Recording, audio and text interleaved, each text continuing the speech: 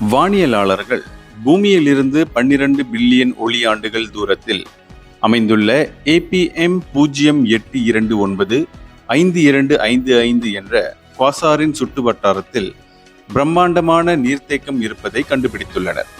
இந்த நீர்த்தேக்கம் பூமியின் பெருங்கடலின் அளவை விட 140 டிரில்லியன் மடங்கு பெரியது என்று விஞ்ஞானிகள் கூறுகின்றனர். இந்த குவாசார் நமது சூரியனை விட 20 பில்லியன் மடங்கு கனமாக இருக்கும் கருந்துளையால் இயக்கப்படுகிறது.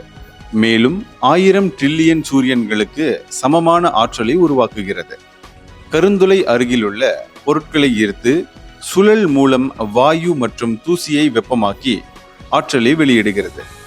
இதனால் உருவான ஆற்றலில் நீராவி உருவாகி மிகப்பெரிய நீர்த்தேக்கம் உருவாகியுள்ளது.